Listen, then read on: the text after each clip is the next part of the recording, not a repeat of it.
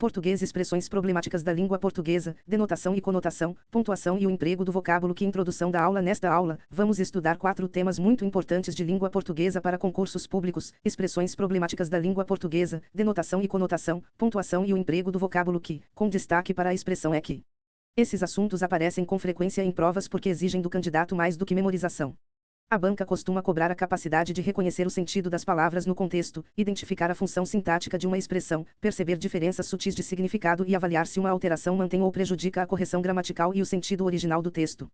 Portanto, ao estudar este conteúdo, não pense apenas em decorar pares de palavras parecidas. O mais importante é compreender a lógica de uso de cada forma e treinar a leitura atenta do contexto. Primeira parte: expressões problemáticas da língua portuguesa. Vamos começar pelas chamadas expressões problemáticas da língua portuguesa.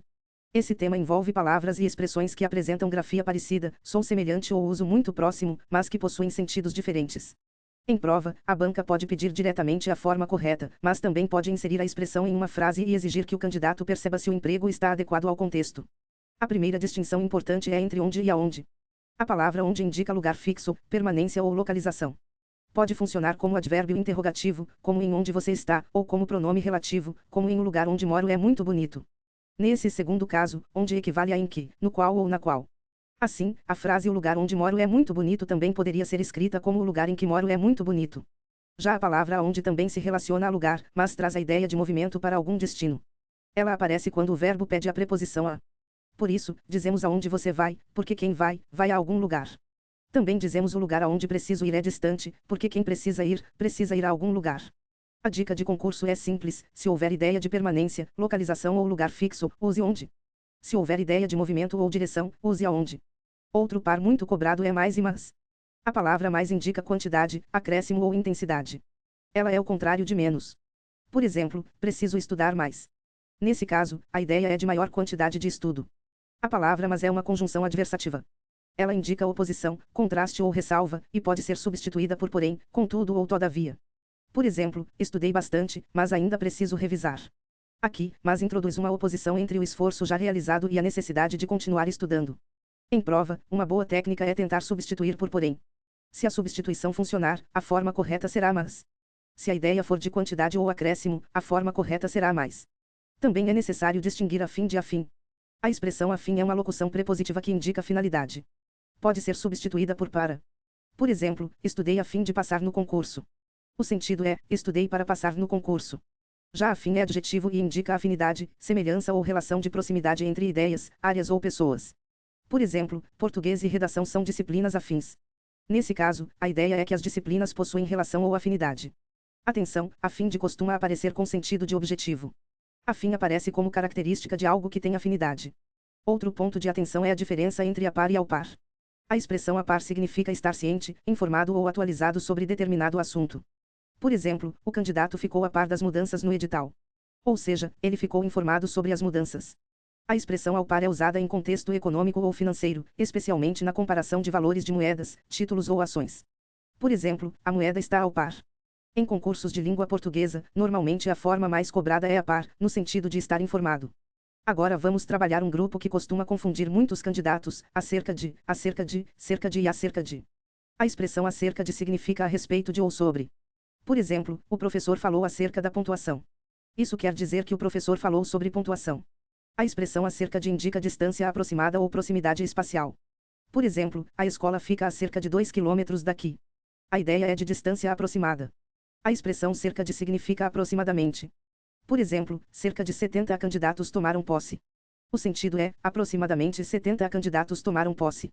A expressão acerca de indica tempo transcorrido, isto é, tempo passado. Por exemplo, há cerca de 10 anos fui a Fortaleza. O sentido é, faz aproximadamente 10 anos que fui a Fortaleza. Para resolver questões, observe o contexto. Se for assunto, use acerca de. Se for distância, use acerca de. Se for quantidade aproximada, use cerca de. Se for tempo passado, use acerca de. Outro par importante é tampouco e tampouco. A palavra tampouco é advérbio e significa também não. Por exemplo, ele não saiu, tampouco estudou. O sentido é, ele não saiu e também não estudou. A expressão tampouco indica intensidade baixa, isto é, muito pouco. Por exemplo, ele se dedicou tão pouco à prova. Aqui, a ideia é que a dedicação foi pequena em grau ou intensidade. Em provas, observe se a frase transmite negação adicional. Se transmitir a ideia de também não, use tampouco. Se indicar pequena quantidade ou baixa intensidade, use tampouco. Outro caso clássico é traz e traz. A palavra traz, com acento, é advérbio relacionado a lugar ou direção. Normalmente aparece precedida de preposição, como em para trás ou de trás. Por exemplo, não olhe para trás e saia de trás da porta.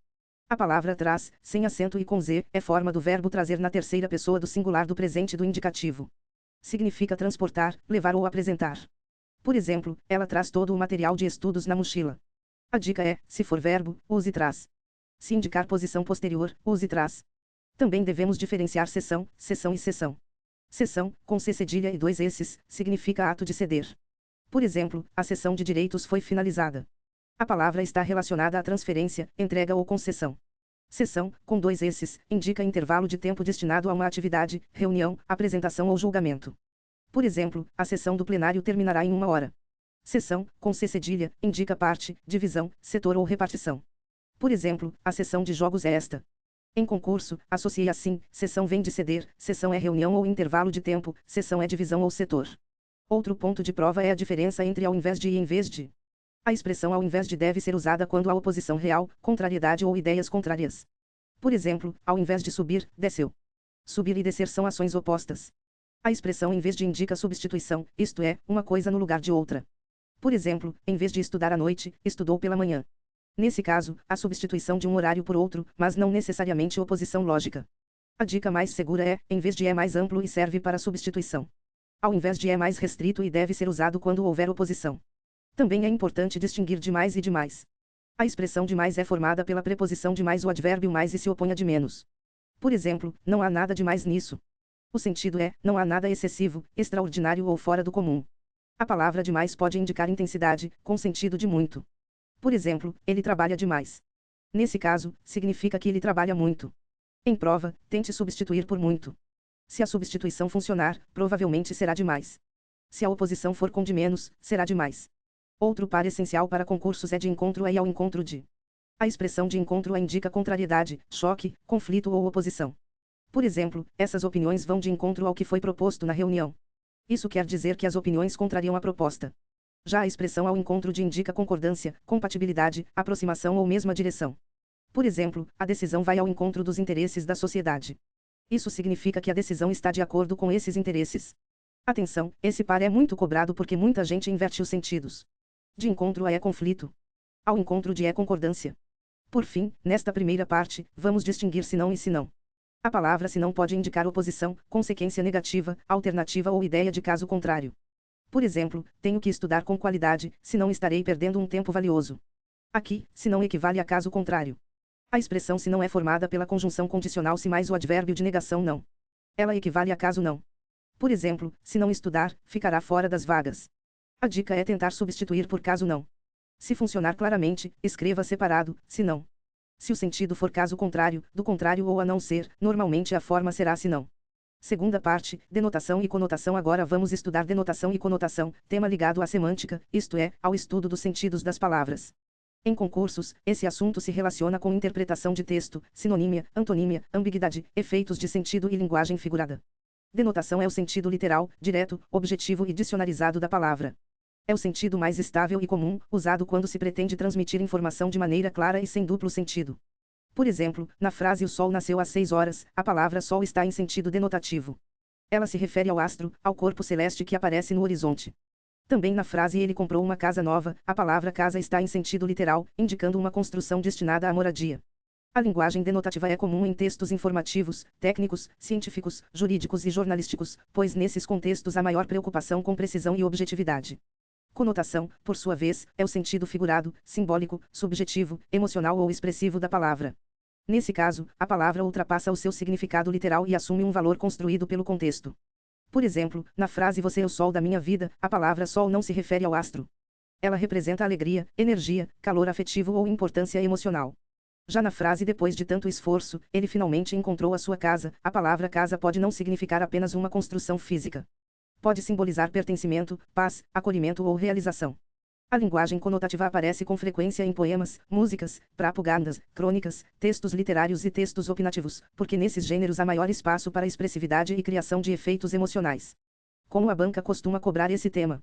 Normalmente, a questão apresenta uma frase ou trecho de texto e pergunta se determinada palavra foi usada em sentido literal ou figurado.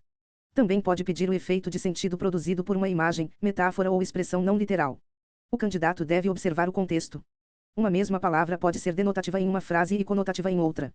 Sol, por exemplo, pode ser o astro em uma notícia meteorológica, mas pode representar felicidade em um poema. Portanto, não existe palavra sempre denotativa ou sempre conotativa. O sentido depende do uso. Para a prova, guarde esta ideia: denotação é sentido literal e objetivo, conotação é sentido figurado e expressivo. Terceira parte, pontuação. Agora vamos tratar de pontuação, especialmente do uso da vírgula. Esse é um dos assuntos mais relevantes em provas de português para concurso, porque a vírgula não deve ser vista apenas como pausa da fala. Em gramática normativa e em provas de concurso, a vírgula está ligada principalmente à estrutura sintática da frase e ao efeito de sentido produzido pela separação ou aproximação dos termos. A banca costuma cobrar pontuação perguntando se a vírgula é obrigatória, facultativa, proibida ou se altera o sentido do texto. Por isso, é fundamental entender a função sintática dos termos. O primeiro caso é o vocativo. Vocativo é o termo usado para chamar, invocar ou interpelar alguém. Ele deve ser separado por vírgula. Por exemplo, meu amigo, tenha calma. A expressão meu amigo é vocativo, pois chama o interlocutor. Também podemos dizer, tenha calma, meu amigo. Se o vocativo vier no meio da oração, ele ficará entre vírgulas, como em, você, soldado, mantenha a posição. A regra é direta: vocativo sempre se separa por vírgula, esteja no início, no meio ou no final da frase. O segundo caso é o aposto explicativo. Aposto explicativo é o termo que explica, esclarece, desenvolve ou identifica melhor um termo anterior. Por ter caráter explicativo, deve ser isolado por vírgulas. Por exemplo, Machado de Assis, grande escritor brasileiro, fundou a Academia Brasileira de Letras. A expressão grande escritor brasileiro explica quem foi Machado de Assis, por isso aparece entre vírgulas. Em provas, cuidado para não confundir aposto explicativo com termo restritivo. O aposto explicativo acrescenta informação acessória e normalmente vem separado por vírgulas. O terceiro caso envolve as orações subordinadas adjetivas explicativas. A oração subordinada adjetiva explicativa acrescenta uma explicação sobre o termo anterior e deve vir separada por vírgulas. Por exemplo, os soldados, que chegaram cedo, organizaram o local. Com as vírgulas, entende-se que todos os soldados chegaram cedo e organizaram o local. A oração que chegaram cedo apenas explica uma característica de todos eles. Sem vírgulas, a oração passa a ter valor restritivo. Por exemplo, os soldados que chegaram cedo organizaram o local. Nesse caso, o sentido muda. Agora, entende-se que apenas os soldados que chegaram cedo organizaram o local, e não necessariamente todos. Esse ponto é muito importante: a presença ou ausência da vírgula pode alterar o sentido da frase. Com vírgula, a oração adjetiva tende a ser explicativa. Sem vírgula, tende a ser restritiva. O quarto caso é a enumeração. Usa-se vírgula para separar elementos de mesma função sintática em uma sequência. Por exemplo, comprei café, pão, queijo e frutas. Os elementos café, pão, queijo e frutas exercem a mesma função na frase e formam uma enumeração. Atenção, normalmente não se usa vírgula antes do último elemento quando ele vem introduzido pela conjunção e, salvo situações específicas de clareza, ênfase ou estruturas mais complexas. O quinto caso é a vírgula marcando omissão, também chamada de elipse, de um verbo. Quando um verbo já foi mencionado anteriormente e é omitido em seguida, a vírgula pode marcar essa ausência. Por exemplo, uns preferem o campo, outros, a cidade. A vírgula depois de outros indica a omissão do verbo preferem. A frase completa seria: uns preferem o campo, outros preferem a cidade. Esse uso aparece bastante em provas porque exige percepção da estrutura paralela da frase. Agora vamos estudar um ponto muito cobrado: a vírgula nos adjuntos adverbiais. Adjunto adverbial é o termo que indica circunstâncias, como tempo, lugar, modo, causa, finalidade, intensidade, condição, entre outras. O lugar natural do adjunto adverbial costuma ser o final da oração. Por exemplo, o policial registrou a ocorrência ontem à noite. Nessa frase, ontem à noite aparece no final, em posição natural, e normalmente não há necessidade de vírgula. Quando o adjunto adverbial é deslocado para o início ou para o meio da frase, devemos observar seu tamanho. Se o adjunto adverbial deslocado for longo, isto é, formado por 3 ou mais palavras, a vírgula é obrigatória. Por exemplo, no final da tarde de ontem, a polícia encerrou a ocorrência. A expressão no final da tarde de ontem está deslocada para o início da frase e possui mais de 3 palavras. Por isso, a vírgula é obrigatória. Se o adjunto adverbial deslocado for curto, normalmente formado por 1 ou 2 palavras, a vírgula é facultativa. Por exemplo, ontem, o sargento chegou cedo e ontem o sargento chegou cedo são construções aceitáveis. Como ontem é um adjunto adverbial curto deslocado, a vírgula pode ser usada para dar destaque, mas pode ser retirada sem prejuízo da correção gramatical. Portanto, a regra prática é a seguinte: adjunto adverbial em posição natural, no final da frase, geralmente não exige vírgula. Adjunto adverbial deslocado e curto admite vírgula facultativa. Adjunto adverbial deslocado e longo exige vírgula. Agora vamos tratar da vírgula nas orações subordinadas adverbiais.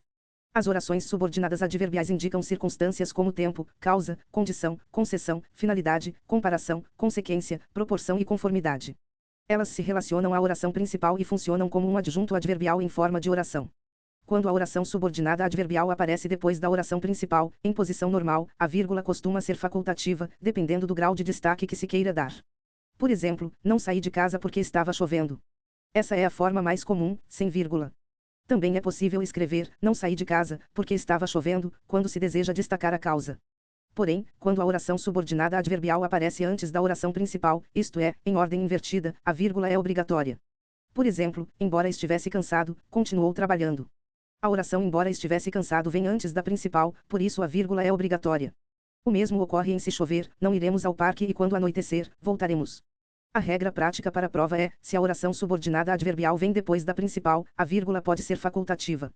Se vem antes da principal, a vírgula é obrigatória, independentemente de a oração ser curta ou longa. Aqui está uma observação decisiva para concursos: a vírgula não deve separar sujeito e verbo, nem verbo e complemento, quando esses termos estão em ordem direta e não há intercalações. Por isso, antes de colocar vírgula, é preciso identificar se ela está separando termos que não devem ser separados. Em regra, não se usa vírgula antes da conjunção e. Exemplo, ele estuda e trabalha. No entanto, existem exceções a essa regra. Observação: a vírgula pode ser usada antes da conjunção e nos casos a seguir, na repetição da conjunção e para transmitir ênfase: ele correu, e pulou, e dançou, e partiu. 2 em orações coordenadas com sujeitos diferentes: João estuda, e Maria trabalha. 3 no uso da conjunção e com valor adversativo: ele estuda tanto, e não passa. Quarta parte: o vocábulo que e a expressão é que. Agora vamos analisar o vocábulo que, com foco específico na expressão é que.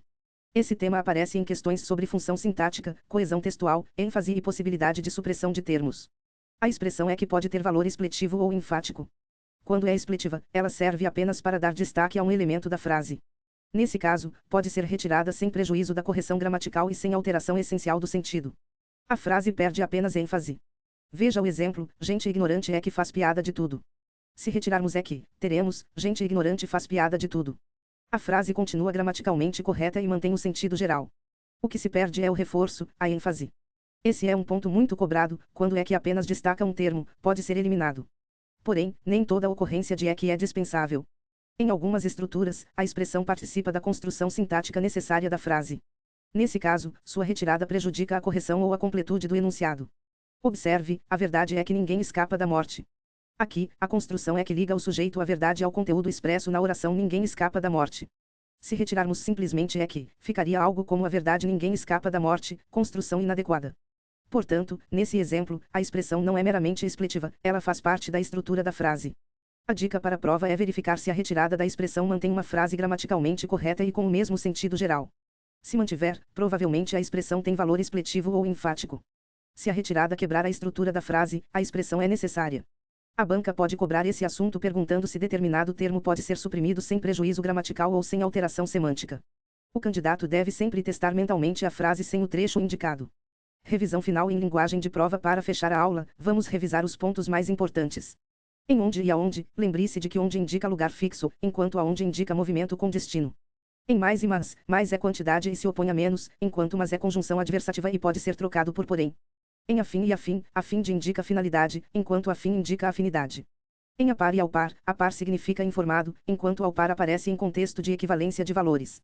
Em acerca de, cerca de e acerca de, temos respectivamente assunto, distância aproximada, quantidade aproximada e tempo transcorrido. Em tampouco e tampouco significa também não, enquanto tampouco indica pequena intensidade. Em traz e traz indica posição ou direção e traz é verbo trazer. Em sessão e sessão, temos ato de ceder, intervalo de tempo e divisão ou setor. Em ao invés de e ao invés de deve ser usado para oposição, enquanto em vez de indica substituição. Em demais e demais se opõe a de menos, enquanto demais equivale a muito. Em de encontro a e ao encontro de, o primeiro indica oposição ou choque, enquanto o segundo indica concordância ou aproximação. Em se não pode equivaler a caso contrário, enquanto se não equivale a caso não. Na semântica, denotação é o sentido literal, objetivo e dicionarizado. Conotação é o sentido figurado, simbólico e expressivo. A mesma palavra pode ter sentido denotativo ou conotativo, a depender do contexto. Na pontuação, o vocativo deve ser separado por vírgula.